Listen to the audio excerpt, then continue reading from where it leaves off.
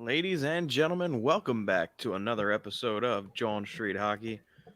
I am, of course, the mayor of John Street, and I'm joined by a man who has hair way better than Dave Scott, and that is my buddy Kevin McHugh. Kevin, how we doing? Oh, dude, nothing gets me going more than a hard retool. Yeah, so I guess we'll just dive right into it here.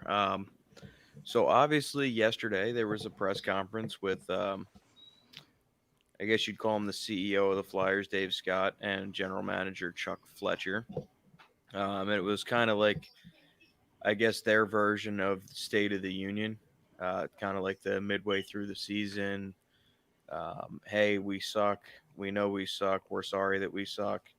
We're going to stand up here and tell you about it, but not really tell you about it. Kind of a meeting with the media. I guess I'll just ask you right off the bat what's one thing that really jumped out at you, good or bad?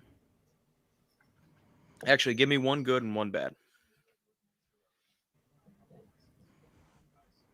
Uh, so one good thing I'd say is that at least Chuck Fletcher knows that the easiest way to get elite talent is through the draft. Uh, I didn't see any signs of in the way that he talked of potentially trading our first round pick that we have this year. That's going to be a high draft pick with a lot of talent in the draft this year. So that's good. One bad thing, I don't know. It seemed like at times maybe Fletcher and Scott weren't on the same page. Like it was weird because because I think Charlie O'Connor asked the question that led into them speaking about like rebuilding or whatnot, and Fletcher acknowledged that the easiest and the best way to get elite talent is through the draft, and then like right after that, Scott was kind of like, we don't see this being a 3 to 5 year thing. Like we think we're going to be good again like next year. Uh, which when they Now were rattling off who he they didn't thought rule the out 2 years. He didn't rule no, he out two didn't. He years. didn't. Could be two building years, but it's funny. So I guess I'll answer my own question too. I guess one good thing is it does seem like Comcast is putting some resources into the team. They spoke about doubling the analytics department and doubling the player development department. Now, say what you want about analytics, but I feel like there is a place for it in the game. I don't think you live and die by it, but I think it has a purpose. And I think any little bit of information that you have is obviously an asset and it should be used as such. Player development, obviously, is something that we've been lacking in over the last couple of decades, really. So good to see them putting some resources into that. I mean, doubling the departments is huge. And I guess the one bad thing, like you said, it really didn't seem like them guys were on the same page. Like you saw Scott constantly looking to Chuck for like approval and vice versa. It's like it's like, did I do good? Did I do good, Papa? Yeah, like along with that like with that line of questioning when he was like, I really don't see this being a 3 to 5 year thing. I think we're going to be good next year. And then he kind of thinks he's like, I think we only really need to add like, like 2 or 3. He's kind of looking at Chuck. He's like, maybe more pieces. It's just like, okay. Yeah, it's just weird, weird stuff. Obviously they touched on the Giroux trade pretty early. Well, the imminent Giroux trade pretty early. We all kind of see it coming. They alluded to his no movement clause, and now he's going to have some say there. Um, Nothing really to talk about as far as that goes. I mean, we all kind of know where that's going. Um, Well, when I will Dave say this. Scott, No, when go Dave ahead. Scott was naming who he thought the core was, he didn't say G. So, Well, we all know that's pretty imminent. It's yeah. really Giroux's Yeah. decision whether he wants to go or not. And, there's nothing to say that if we make a bunch of moves this offseason that he doesn't decide to join back up with the club. Um, Now, I And again, will like say I sorry, did sorry. appreciate I did appreciate Chuck Fletcher's nod to Giroux and his place in Flyers history as a franchise guy, as somebody that's likely going to have his number hanging in the rafters. So I do appreciate, at least that he knows how big and how important Claude Giroux has been to this franchise over the last number of years, particularly the last 10 when it's really been, kind of his team that he's been the leader. So, Yeah, it was a nice nod. It was a nice little shout out, kind of like ominous in the fact that like it's he's saying it that without saying it that if we don't trade him, it's going to be because he doesn't want to be traded. Pretty much. right, Pretty right, much. for sure. Yeah. Well, and anytime you're mentioned in a group with guys like Bobby Clark, Brian Propp, Eric Desjardins, Bernie Perrant, and the others that he named, I mean, that's obviously tremendous praise. Um, I guess moving right along through the press conference, we mentioned it already off the top. They deem this to be an aggressive retool, which I guess is kind of like what I've been preaching the One last couple question. of One weeks here. question. One question, real quick. What now? Good. They say it's going to be an aggressive retool. Like, so what was last year? I'd consider last year, kind of aggressive, right? They kind of overhauled, a large part of the roster. Um, Yeah, I would last year, consider last year aggressive. yeah, last year they kind of just it framed it a retool. I feel like they threw the word aggressive on there to like, well, now we really got to show them that we're going to retool, but retool Right even now, more. now we're Or like, serious about it. yeah, now we're serious about it. You know? Um, no, well, and you know what? I kind of talked about this with Jesse in the show that I did with him a couple of days ago, while you were tied up at work. Um, I feel like, we were all kind of singing Chuck's praises at the beginning of the year. We were all pretty high on some of the moves that he made. I know at least I was. I know you were high on a couple of the moves. You were a little, you had a couple of questions on the wrist line and move, but ultimately that seems to be the best one so far, maybe other than Cam Atkinson. And so I can't say that now, while it didn't work, obviously, I can't say that I disapprove of the moves that he made coming into this season. I just feel like they haven't necessarily panned out. I mean, when you make those trades, you're assuming Ryan Ellis is going to play more than 4 games for you in a season, um, and you're also assuming that you're not going to have a stretch of the season where you have literally not a single starting center. Yeah, that's a big thing, right? Our center depth wasn't really like we had Coots and Hayes coming into the year, and then outside of that, we had Lawton who can play center. He's probably better at the wing. You have G who can play center, but he's probably better at the wing. You had Brassard who kind of in the same situation that G is in, played center his whole career, but being how old he is probably more effective at the wing. And then Nate Thompson as your fourth liner, and then when they all go down, like we were kind of short there anyway. So when all four of your centers go down, like you're obviously going to be really struggling. And it was like really the one thing. Well, going back to the whole how we felt about Chuck in the beginning of the year thing first. If I go back and I look at like all the moves he made individually, I don't know if there's a lot, if any, that I wouldn't do over. I guess you could argue Ghost with how well he's producing out there and the fact that we pretty much had to And he's also a give good up player on a bad things. team, and I think he wore Yeah, out his welcome in yeah, Philadelphia. yeah. No, yeah. I feel the same. Even the Ryan Ellis trade, even though he's only played 4 games, Nolan Patrick and Nick Myers are, you know, maybe played a handful of games this year. A lot, they've both been Nick Myers? healthy Did you scratches say a Nick lot. Myers? Did I say Nick Myers? I thought You I said said Nick Phil. I Myers. could have said Nick. Did I? All right. You Phil said Nick Myers. Myers. Phil So Myers. going There back we go. individually and like looking at the -1. moves, I don't know if I would. I don't know if I would take any back. Maybe the wrist. Like, listen, it's definitely not a knock on Ristolainen because I think we talked about this at Pikes a little bit that Dude, he's don't even, probably because Ristolainen's been the best defenseman on the team this year.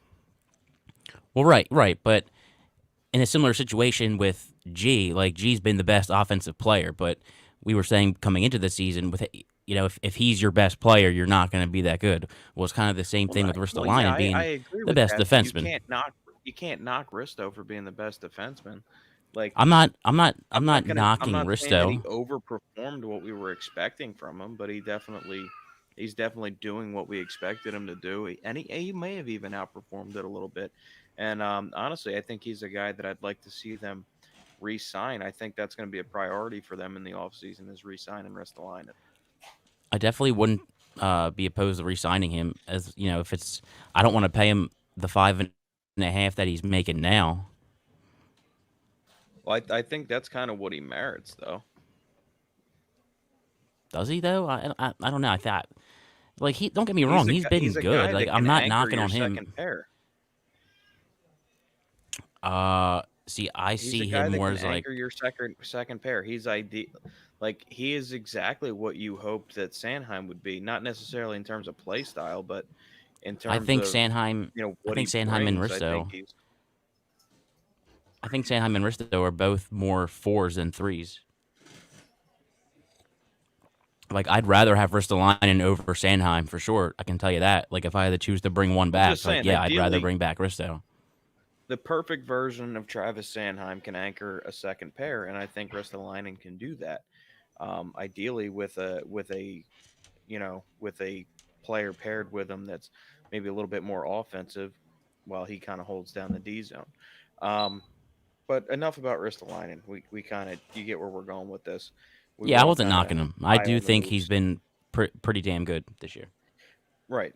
And like you said, I don't think there's a single move that was done in the offseason that we wouldn't redo, given what we knew then. Obviously, what we know now is a little bit different, but you can't knock the guy. Revisionist history is always undefeated. Hindsight is 2020. Let's see, moving along. Um, Another thing that jumped out at me in the press conference, they were also.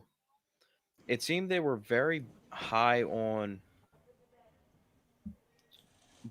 I don't want to say blaming the injuries, but like when Dave Scott's up there and he's like, "Well, I think injuries are not to make an excuse, but I think injuries are a big part of why we're." I'm like, okay, injuries He are said their big, but biggest he said their biggest problem today is injuries. Which yes. listen, they have a fuck ton of injuries, Oh yeah, don't get me wrong, but when they were but healthy, they weren't that great either. So, yeah. and not gonna lie, when you open up with, "Hey, this isn't an excuse," but like, it kind of sounds like an excuse. And I also feel like they're putting while playing the injury card, they put a lot of stock into Ryan Ellis's injury and be like, well, if we had Ryan Ellis, we're a whole different team. But given what we've seen You're a from better team. I Provorov, don't know about a whole different team. for sure, and seeing what we've seen from Provorov last year and this year, you also have to rely on not just Ellis coming back and being what he is, but him actually making Provorov better. Otherwise, you're just Well, not and we've seen that as good as before, you and I hoped. think he would have made Provorov better. I think so, but But it's yeah, still I something that just you have think to it's kind of put weird that stock they into. I just think it's kind of weird that they went right to the injuries. I find it strange that when Dave Scott was naming his who he thought the core was, he did not mention Travis Konechny, but Or Carter Hart. Chuck Fletcher Chuck Fletcher Yeah, thought I think Carter Chuck Hart's Fletcher kind of a given. yeah, he said that I Travis think that Konechny might have was just been an one of omission. the he said TK was one of the best young players in the game. Now, does he believe that? Is he saying that to, because he's maybe fielding offers and he needs to talk him up a little bit? Maybe I can see it. I think they're definitely fielding offers for Travis Konechny. Oh, absolutely. Let's see, what else did I have written down here? Yeah, so the core that he named was Coots, Hayes, Farabee, and Ellis were the ones that he specifically named. Like I said, big omission there is Carter Hart, being that he is the franchise goaltender moving forward. And with the way that we've struggled looking for franchise goaltenders in the past, I don't think he's somebody that you move off of. So I think that was just kind of a mental error, just a blatant omission there. So I'm not going to put too much stock into that. Well, the thing is, he's not like they're not necessarily wrong when they say that we have a core that you could build around. with Coots, Hayes, Farabee, Hart. Right. Well, and that's Maybe kind of what I've been saying over the maybe if last week Ellis and a is half or healthy. yeah, that's about. I mean, Well, like I I don't said, think that's getting rid of all those players and tearing it down was ever realistic. no, not at all. And he also Chuck also said in the presser that hey, you can't get rid of 20 players every offseason, and he's 100% right. You can't. You do kind of have to identify those pieces that you're willing to move forward with as a large part of your franchise moving forward. Um, and like I said, this is kind of what I've been preaching all along is that there's something in between a complete rebuild and a retool.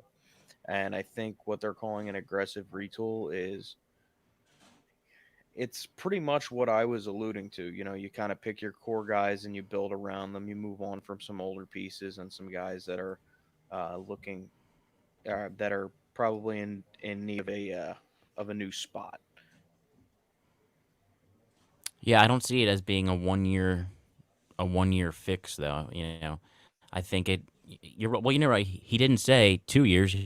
He said 3 to 5. I think it could still end up taking 3 to 4 years to get it right. If things don't go well next year. I mean, if things don't go well next year after today's press conference, I don't know what the future of Chuck's going to be. Not that I think he's done a bad job or anything, but I mean, we'll see how his draft picks turn out. He talked a lot about Right. Well, and that's the other thing. his drafting and everything tonight. Right, exactly. He talked about how two of his first three players that he selected are still in college right now. The only one that we've gotten to see anything from is uh, is Cam York. And I think With the he's other two guys still being in I think college. yeah, and I don't think there's any need to rush Zamula up here if he's not ready. I think No, York not at all. has looked like he's held his own. Well, and he mentioned in the press conference that Zamula is a guy that's going to need to put on some more size and learn the game a little bit more and kind of get used to the higher speeds. And I'm okay with that. I don't necessarily think that he's going to be a top pair defenseman, but I think he's going to be a nice piece moving forward. Um, Now, it's they mentioned how they're obviously doing an aggressive retool, and Chuck Fletcher alluded to the fact that you get elite talent in the draft. Um, would you be okay with them trading like a lot of draft picks to accomplish this retool? I would not be, and that's purely because there's a lack of high end talent in our prospect pool. Yeah. And as Chuck mentioned, the easiest way to get high end talent is by drafting it. Now, there's also something to be said for not knowing what these draft picks are going to turn into. And if you trade them for a player that you already know what he is, I mean,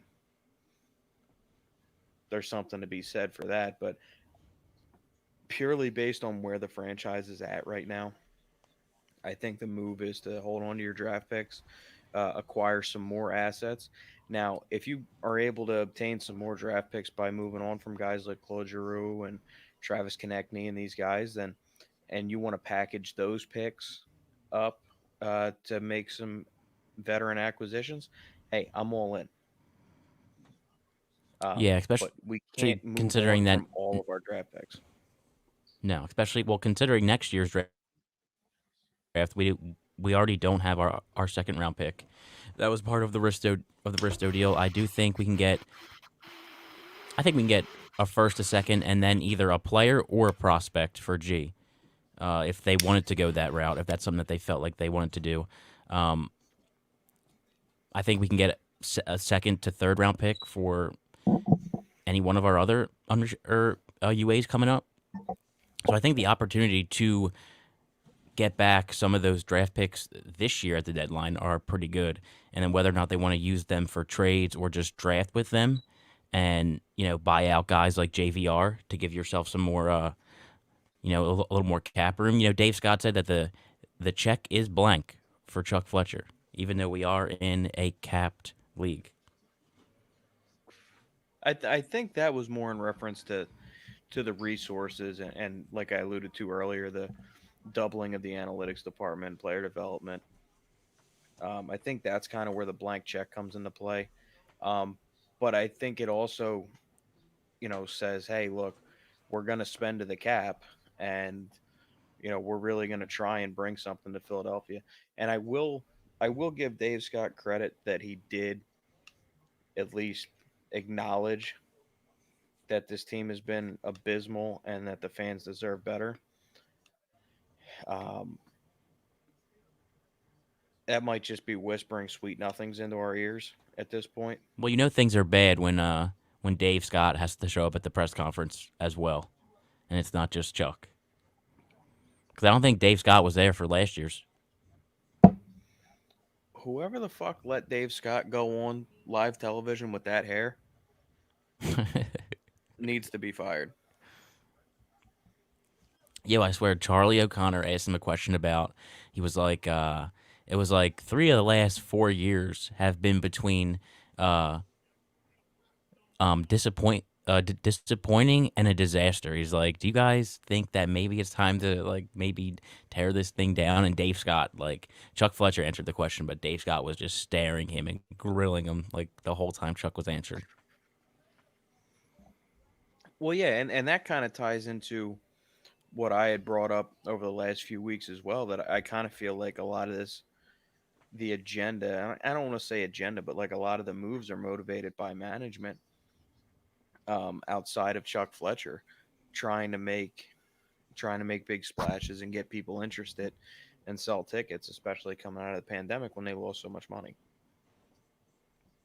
Yeah, that's one of the things too. Like, it may have been Carchidi. I don't know who asked them, but they asked him about the attendance and like, or the lack of attendance, Yeah, and that was he Sam, he blamed. friend of the pod, Yeah, Sam Carchidi. and he blamed the vaccine requirements, which I guess you could argue about, but like the Sixers aren't having that problem. The Sixers are still bringing in, a sold out building. Right. So I don't know. I Well, feel and, like that was and kind of I a was going to games before the vaccine requirement, as were you. yeah. And it's not like they were selling out the barn then either. So to blame the COVID policy, to blame this entire thing on the COVID policy and just dismiss it, I think is irresponsible.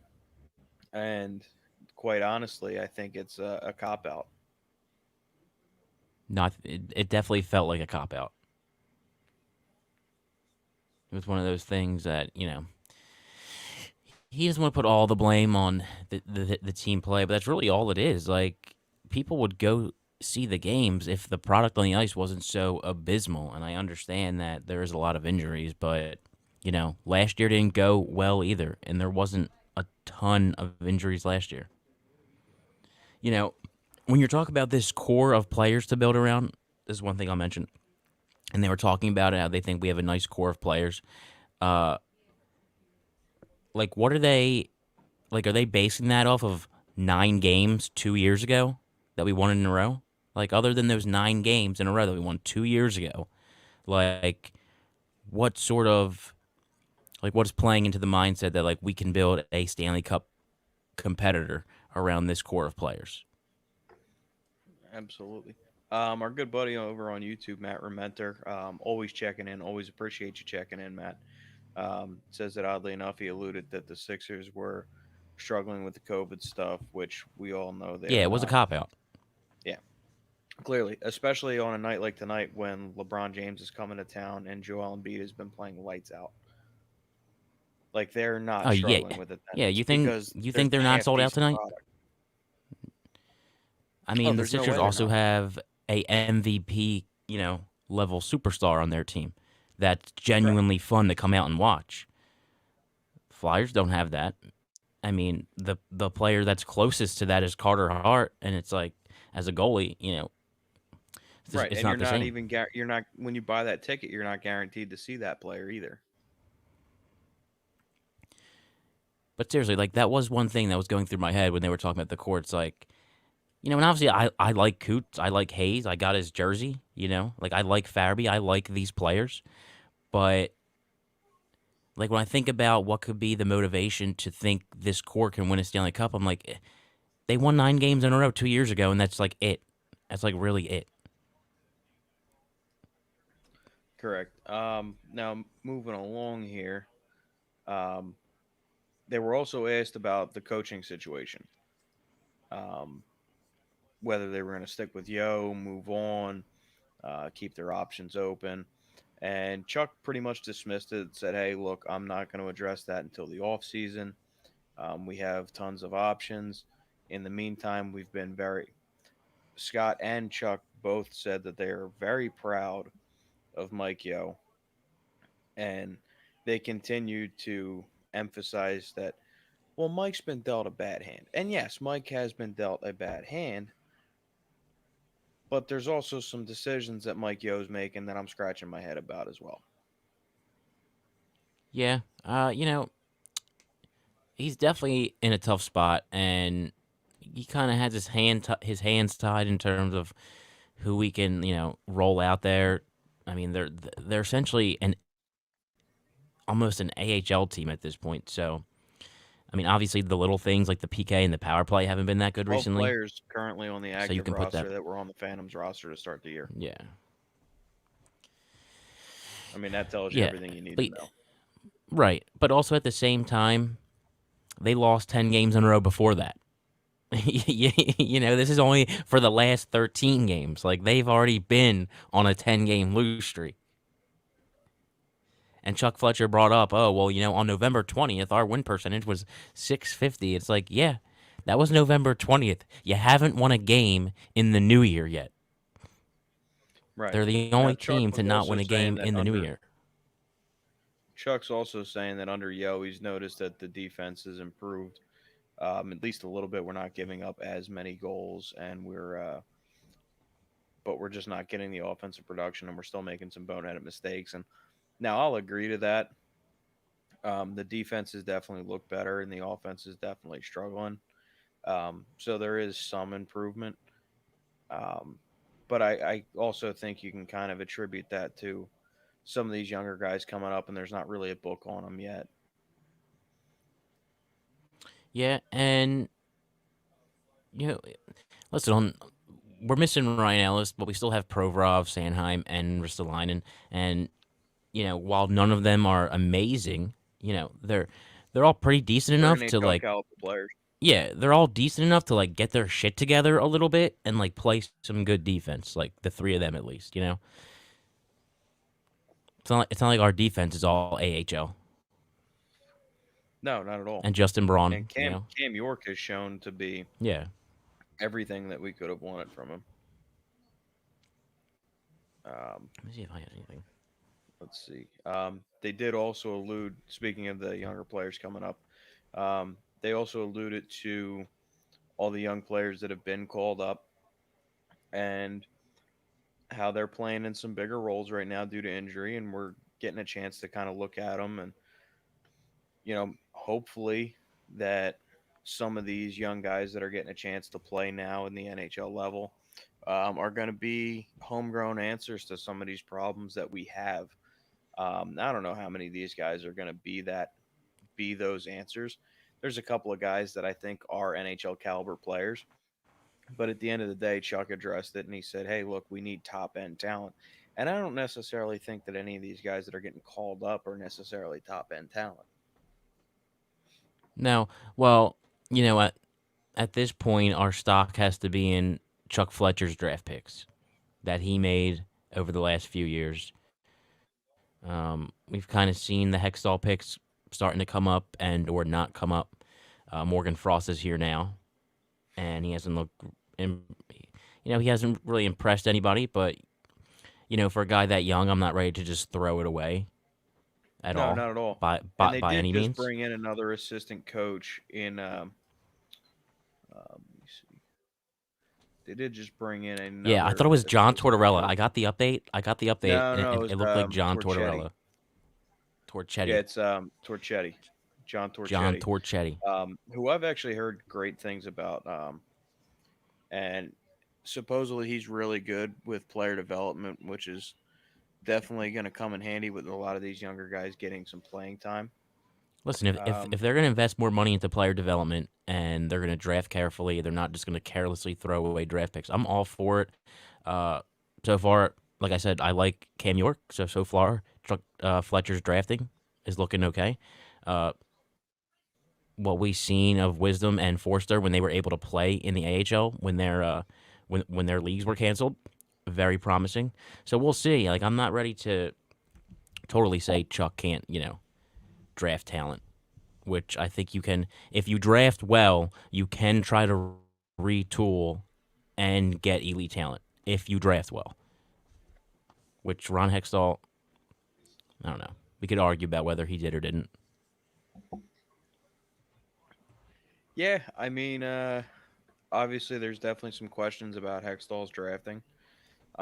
Speaking of Ron Hextall, one big thing that I noticed, um, I think Dave Scott took a little ricochet shot at our old buddy Hexy. Did you catch that? Refresh my memory. So he spoke about his 9 years with the team, and he was very like he definitely made sure to bring up the fact that Chuck is very collaborative and he works well with others. Something that we know has been a knock on Ron Hextall. He's a very private, small circle, door closed kind of guy. Um, and for Dave Scott to sit up there and say, well, Chuck's the most collaborative and works well with others kind of guy that I've seen in my 9 years. I took that as a little ricochet shot at our old buddy Hexy, huh? Yeah, it kind of echoes what Not to say Bob that it's Clark was not saying. warranted. It kind of echoes a little bit, not to the degree that Bob Clark went into, but it kind of echoes that sentiment a little bit. What I was That was the thought on Hextall coming out of the Kings organization as well. It was strange, right? Because coming out of the Kings organization, they had just won two Stanley Cups. Ron Hextall drafted all this really good defensemen for them, and he came here, and people thought he was gonna make maybe save the franchise, and it just did not work out. I think a lot of it had to do with Hackstall and just like the the just Well, between absolute Hackstall, poor drafting, and and the fact that he everything just else that went refused wrong. to fire Hackstall. Yeah, that was ultimately his demise. That and not calling up Carter Hart. Um, Now, I find it funny for a guy that's labeled as somebody that doesn't work well with others. I find it kind of funny that Hextall found himself in Pittsburgh where he's working with Sean Burke. Well, you know what? Maybe if they're pretty similar in Or I'm sorry, personality, Brian. I'm they sorry. make I'm it. sorry, Yeah, Brian Burke. yeah. Well, not that I know all too much about Brian Burke and the type of guy he is. I assume if they're both similar personality, they can make it work. Um, Well, obviously, see, he's that's going the into thing. They're not. Berkey is very collaborative. He loves to have the input of the scouts. And he values the opinions of the scouts, which is something that's been a huge knock against Ron Hextall. I just think it's weird. Like, why would and well, you you could stick also somebody that doesn't work well with others with another like, I don't know. It's kind of weird. well, who knows? Like someone's inner motivations. Maybe Ron Hextall was like, "Yeah, I'm taking this job. Like, fuck these guys over here." Like maybe he didn't get along with Dave Scott and the rest of the organization. So it could be something like that. Even I don't know if that would really be a motivator for him. It's a little bit of a different Would be situation one when thing you're if that was the label coming on him just out of here, but like I said, that was the label on him coming out of LA as well. I don't know, just something to well. think about. How in how involved is Berkey over there in Pittsburgh? Very, it's a very What's his role? collaborative effort over there between the two of them. I believe Burke is, I believe Berkey is the president of hockey operations. It's also a slightly Kind different of like Jeff situation Gorton up in that you're. oh, it's similar to the situation that Jeff Gorton is going to be in with the new Montreal Canadiens general manager. I mean, in terms of like the team that he's going to and like where they're at and what they're trying to do, it's like is different than when No, he I just came mean in the here. dynamic, like where you have an established GM Yeah, the guys as working the together. Yeah, president. Yeah.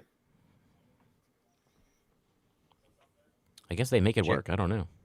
Yeah. Any other big takeaways from the presser? Um, a lot of fans are really mad. I'll tell you that. A lot of Oh, you people know what? I got one more. are mad.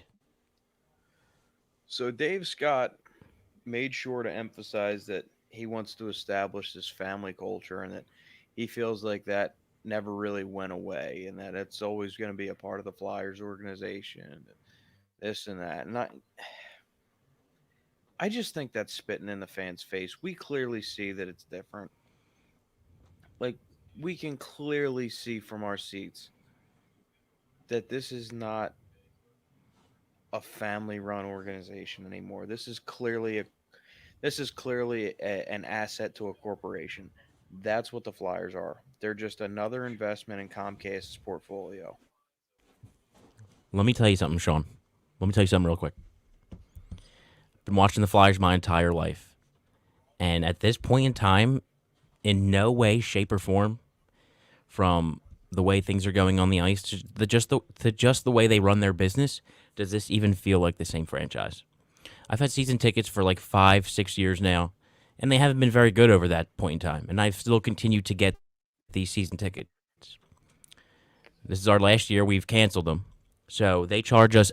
They charge us every month for these season tickets. Maybe $120, $130 a month, whatever. They haven't been charging us the whole year. They just weren't charging us for the tickets. We emailed them. They're like, "Don't worry about it. You know, your guy, he's on his honeymoon. We'll take care of it." Like 3 days ago, they just charged us the whole thing all at once, like a grand each. And like we knew it was going to happen, so like we were prepared for it, but it's like run your fucking business correctly. Like why is there no one there to charge us every month like we're supposed to be charged? Like what is going on over there that the product has been so shit and now like the business side of things seems to be like falling apart as well because they don't treat their season ticket holders that well. I can tell you that from personal experience.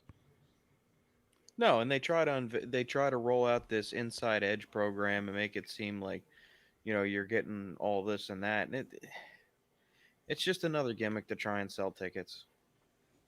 In reality, if you want to sell tickets, you either need to be the only show in town like it is in Canada, where the fans are going to want to come see you no matter what, or you got to be good. That's how you sell hockey tickets. This gimmicky bullshit needs to stop. It's not the 90s anymore. It's not the 80s and the 90s. Like, the whole lore of the Broad Street Bullies really carried this franchise for a while. You know what I mean? In terms of like Yeah, bringing fans in. And it's just not carrying over anymore. A lot of people are kind of getting fed up and hitting a boiling point with the team.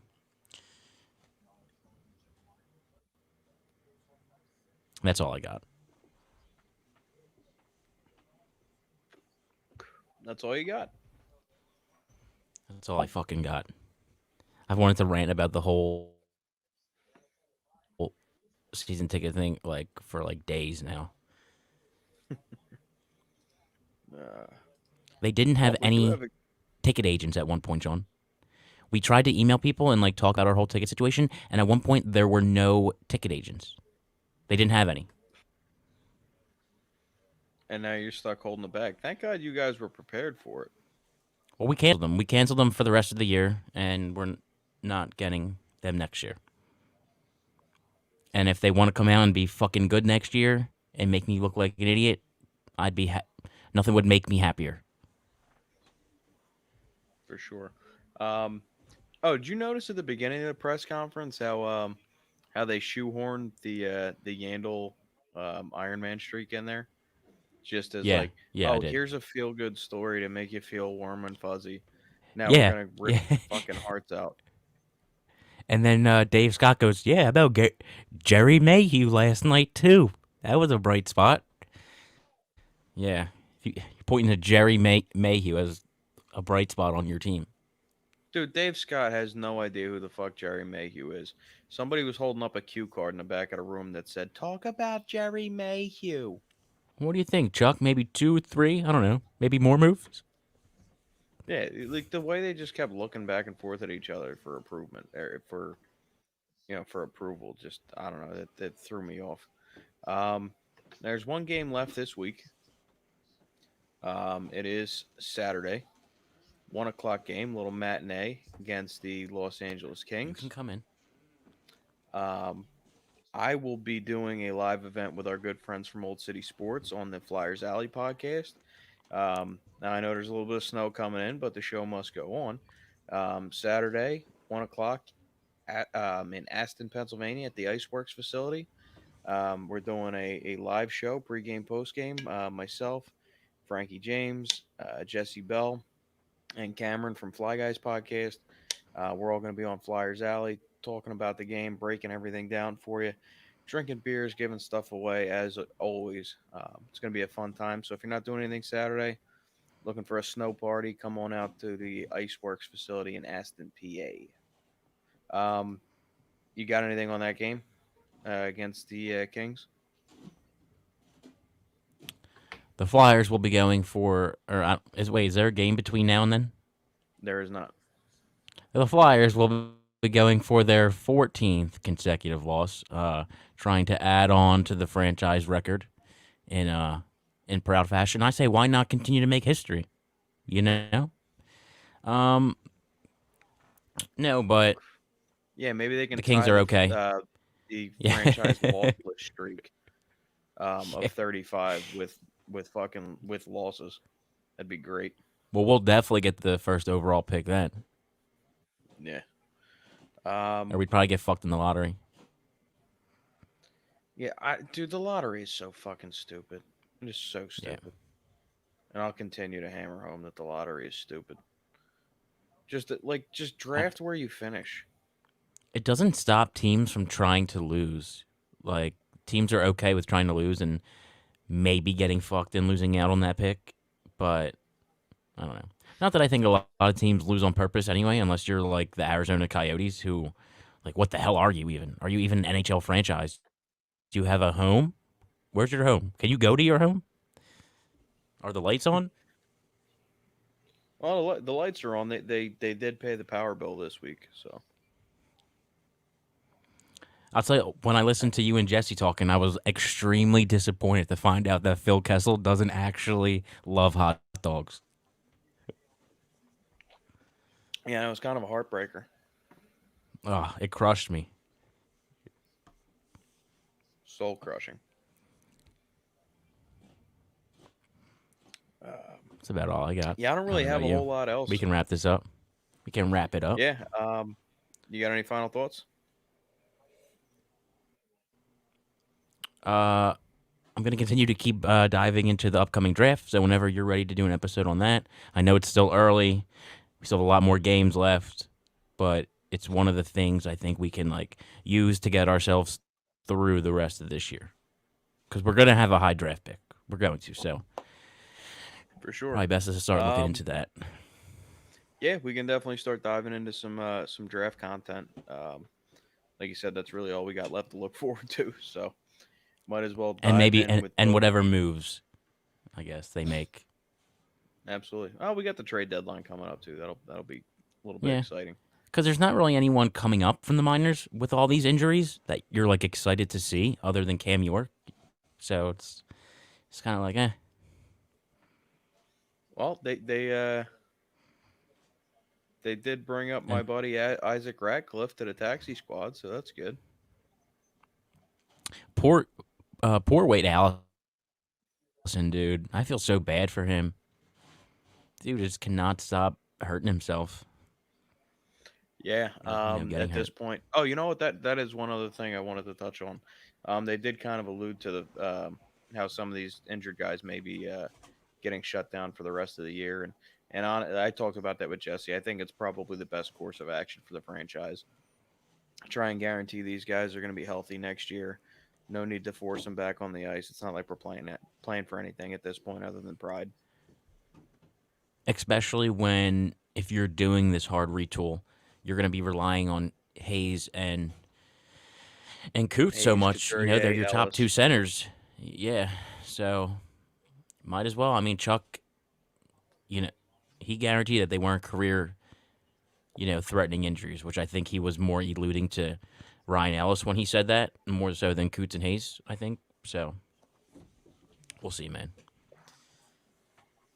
Well, yeah, when the guy goes from week to week to, hey, is this guy ever going to play again? He has Definitely not improved at all. merits some questions. Crazy. All right. That's about all we got for everybody. Make sure you stick around for the ad reads here because they make this show possible. Don't forget to check out all of our awesome sponsors. Norse Beards, that's Norse, Norse, beards.com. Promo code John, 10% off your entire order. That's promo code JAWN, 10% off your entire order from our friends at Norse Beards. Check them out. Also, don't forget to go over to Pike's Pub on 2nd Street Pike, Southampton, PA, if you're looking for a great place to catch a beer and a bite, maybe watch a game. NFL playoffs are going on. What better way to unwind than with an ice cold beer? $3 Labatt's every day at Pike's Pub. Once again, that's Pike Plaza, 2nd Street Pike, Southampton, Pennsylvania. Check them out. Hubba Hubba Hoagies, home of the only hoagies to make you say Hubba Hubba. Once again, I recommend the Turkey Italian. Absolutely delicious. And last but certainly not least, Neshaminy Creek Brewing Company, home of the official beer of John Street, Ice Cold John. Make sure you check out all the great brews they have to offer over there at Neshaminy Creek Brewing Company. Appreciate the hell out of everybody for checking in live on Facebook, Twitter, and YouTube Live. Don't forget, be a friend, tell a friend, like, subscribe, rate, and review. Appreciate the hell out of everybody for checking in with us and rocking with us. We're out. Bye, everyone.